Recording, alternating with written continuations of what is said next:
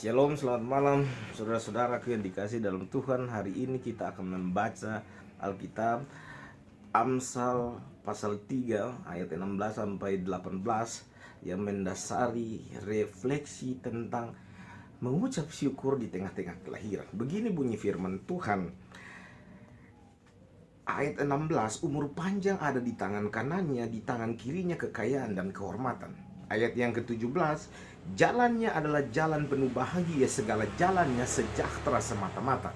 Ayat yang ke-18, ia menjadi pokok kehidupan bagi orang yang memegangnya, siapa yang berpegang padanya akan disebut berbahagia. Demikianlah firman Tuhan. Terkait dengan setiap orang yang akan merayakan ulang tahunnya, syukur ulang tahunnya, saya pikir ada pertanyaan reflektif yang sangat harus dijawab, yaitu mengapa orang mengucap syukur dalam perayaan hari kelahiran. Bagi saya dua. Yang pertama, bahwa tatkala orang merayakan ulang tahun atau hari kelahirannya, memperingati hari kelahiran, ia sadar, ia insaf bahwa hari-hari hidupnya berarti, bahwa eksistensinya berarti. Ia sadar bahwa ternyata hidup saya ini berarti, sehingga ketika saya memiliki momentum yang kudus, saya harus merayakannya. Lah memang saya adalah orang yang memang baik, saya orang yang walaupun jahat-jahat sedikit, tapi saya tetap memiliki sesuatu yang bisa dialami sebagai sukacita dengan orang lain. Yang berikut, bahwa tatkala ia merayakan ulang tahun, bukan saja ia, tapi orang lain yang turut merayakan, orang lain yang turut merancang, orang yang ingin merasakan sukacita dengan kelahiran itu, menunjukkan bahwa menurut orang lain ternyata hari kelahiran saya ternyata berharga. Hari kelahiran saya adalah penting. Jadi selain saya merasakan bahwa kehadiran saya, keadaan saya secara eksistensialnya saya, keberadaan saya ini berharga, keadaan saya ini penting, hidup saya berarti, tapi menurut orang lain bahwa hari-hari hidup saya berharga. Dan karena itu saya dan orang lain, orang-orang yang dicintai dan orang-orang yang mau datang untuk merayakan, ternyata menurut mereka menganggap bahwa hidup saya berarti bagi mereka. Ini penting, saudara-saudara, sebab mari kita melihat, bagi orang-orang yang tidak menghargai hidupnya, berarti mereka tidak mungkin akan melakukan perayaan-perayaan seperti ini dengan rasa syukur. Bukan soal makan minumnya, bukan, tetapi dengan rasa syukur yang mendalam, betapa hari-hari hidup yang dijalani ini begitu berharga dan penting. Setiap momentum yang ditapaki sementara hari-hari hidup ini begitu berharga dan tak mungkin dilupakan. Berbahagia saya lahir waktu itu, dan sampai saat ini saya lahir sebagai orang yang diberkati. Kalau orang datang dan merayakan ulang tahun kita, turut bersyukur, itu berarti orang menganggap kita berarti di mata mereka. Tapi kalau kita tidak berarti, tidak penting, mereka tidak akan datang. Andai kata hidup kita tidak berarti, mereka tidak datang dengan sukacita, sebab yang mereka kejar hanyalah makanan dan minumannya. Tapi ketika orang dengan sukacita merayakan hari kelahiran kita, ingatlah bahwa kita berarti. Ketika kita berarti, bersyukurlah.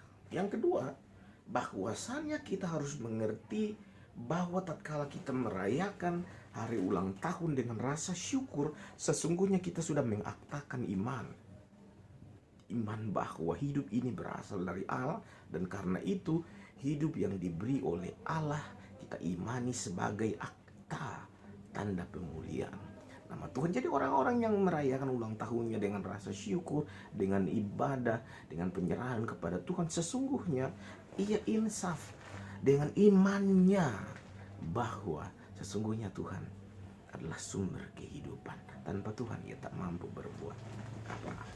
Tuhanlah yang memberikan keselamatan kepadanya, dan karena itu akta syukur itu menjadi tanda iman, tanda baktinya kepada Tuhan, bahwa hidup ini adalah anugerah. Hidup adalah pemberian Tuhan. Dan hikmat sebagai daya atau kemampuan untuk memahami banyak perkara yang ia lakukan selama hidup ini. Nah, saudara-saudaraku, orang bisa hidup puluhan tahun karena hikmat yang membuat ia mampu menjalani hidup ini. Apa saja bisa ia lakukan dengan hikmat yang ia peroleh.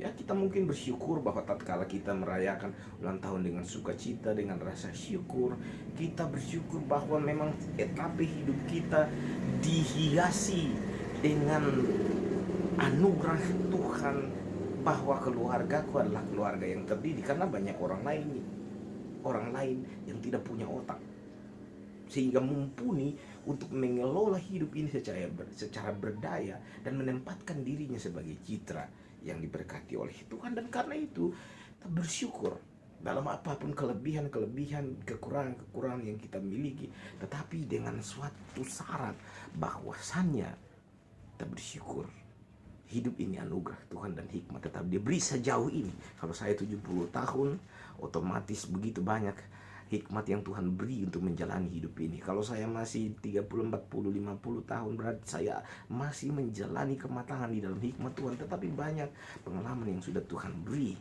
Kalau saya masih muda belasan tahun, berarti Tuhan mau mendewasakan kita dengan hikmat. Dan karena itu hikmat bisa menuntun kita untuk melakukan banyak perkara. Kita boleh bersyukur. Sekali lagi kita bersyukur bahwa hari-hari hidup kita diwarnai dengan hikmat. Sebab orang lain mungkin tidak diizinkan untuk memiliki hikmat yang sama, sehingga hikmat yang kita miliki mampu memposisikan kita. Syukur hari ulang tahun hari ini kita ada di titik ini, kita berbahagia karena boleh orang lain ada di titik mereka sendiri, titiknya mungkin di atas, saya di tengah atau di bawah, tetapi saya bersyukur karena saya diberikan hikmat untuk sampai di level di titik ini. Di titik ini saya bukan merasa nyaman, tapi saya merasa diberkati oleh Tuhan. Itu yang penting. Nah, Bapak Ibu Saudara-saudara yang diberkati oleh Tuhan kita Yesus Kristus, saya memang berharap bahwa ada banyak keluarga Kristen yang bersyukur seperti kebanyakan orang. Sebab sampai pada hari tua, tiba pada usia yang lebih matang, berbuah pada saat yang muda, berbuah saat tua, bahkan menjadi pemuda yang cerdas, menjadi anak yang pintar. Tanda-tanda syukur dengan tanda-tanda atau indikator-indikator seperti itu menunjukkan bahwa kita bersyukur di tengah-tengah keadaan kita diberkati oleh Tuhan. Ini bagi saya penting. Apa yang kurang lagi jikalau semua itu menjadi bagian dari karakteristik hidup kita. Nah, jalan-jalan hidupmu yang penuh bahagia, termasuk di setiap ulang tahun yang dirayakan, itu jalan yang penuh dengan kebahagiaan. Nah, kalau jalan-jalan yang bahagia, segala jalan kita adalah sejahtera. Sebenarnya Amsal 3 ayat 17 kita genapi. Kalau kita memiliki hikmat dan syukur ini kita jalani, ada amin. Memang Tuhan jelas. Apa yang difirmankan memang tepat. Setiap rasa syukur di etape hidup ini dijalani dengan sejahtera, kebahagiaan menjadi titik keprihatinan berakhir. Apa yang kita perlu adalah bahagia sepanjang hikmat itu ada dan mengiringi kita. Nah, karena itu bila kebahagiaan ini ingin terus ada, sebenarnya yang kita harus lakukan adalah tetap mengajarkan hikmat itu dalam hidup kita masing-masing. Ajarkanlah hikmat itu, jalan-jalan hikmat itu. Sebab 3 hal menurut ayatnya yang ke-16, umur panjang, kekayaan, dan kehormatan, seperti yang dicari oleh banyak orang, diimpikan oleh banyak orang, semuanya diletakkan di atas dasar yang satu yang disebut dengan hikmat. Memiliki hikmat, kemudahan untuk memperoleh 3 hal yang sering dicari orang, mungkin dapat. Karena itu carilah jalan-jalan hikmat itu. Nah, Bapak Ibu Saudara-saudara yang diberkati oleh Tuhan, kita mungkin sudah hebat. Kalau kita berusia lanjut kita hebat karena kita telah memiliki hikmat itu. Kalau kita terus sementara menjalani kebaikan Tuhan, sukacita Tuhan dalam perayaan-perayaan ini, maka teruslah melakukan, berjuang, tetapi dengan hikmat yang Tuhan beri. Sebab ada tuntunan menuju kepada keselamatan dan kebaikan. Ada pohon yang berbuah yang akan hadir dalam seluruh kehidupan kita. Saudara-saudaraku, hidup ini memang harus diisi. Bagi saya harus tetap diisi, terus diisi dengan perbuatan-perbuatan yang berjuang untuk mencapai citra diri seperti kayak orang-orang yang diberkati. Kalau kita tidak berjuang untuk suatu ekspresi iman bahwa kita adalah orang-orang diberkati, apa gunanya hidup kita? Tapi kita harus, bagi saya imago Dei itu adalah bagian dari citra Allah yang hendak disematkan bagi kita, supaya kita benar-benar mengalami damai sejahtera. Berbagi setiap orang yang memang merayakan ungkapan syukur dan dia sampai pada titian waktu itu. Citra diri kita sebagai orang-orang yang diberkati. Ingatlah, hikmat memang menjadi satu-satunya pandu untuk memastikan pohon kehidupan kita bisa berbuah. Kalau tanaman hias bisa menghasilkan keindahan, ternyata hidup kita lebih indah untuk Tuhan. Amin. Amin. Ada banyak ilmu hidup yang mungkin sudah kita peroleh di tapakan-tapakan sejarah hidup kita menuju hari ulang tahun saat ini. Karena itu jadikanlah hikmat itu untuk terus menjadi modalitas untuk mendirikan hidup yang kuat, kokoh, dan tangguh. Kalau kita merefleksikan bahwa ada campur tangan dan peran Tuhan di tengah-tengah hidup kita, mintalah dan carilah penyertaan Tuhan itu selalu ada, menjadi milikku. Sebab aku menjadi milik Tuhan, umat pilihan Tuhan. Dan Tuhan menjadi Tuhan yang aku pilih. Kalau Tuhan telah memilih dan menetapkan kita, tentu Ia akan menyertai. Israel pernah disertai. Dan karena itu jangan takut. Kalau Allah memilih engkau, maka hari-hari hidupmu akan disertai. 40 tahun yes, 350 tahun, 40 tahun yes. Berapapun tahunnya, Tuhan ada besertamu. Jangan lupa, ajarkan hikmat untuk anak cucu. Ajarkan hikmat untuk sesama. Ajarkan hikmat untuk orang-orang yang terdekat, supaya mereka hidup seperti engkau yang saat ini bersuka cita dan berbahagia.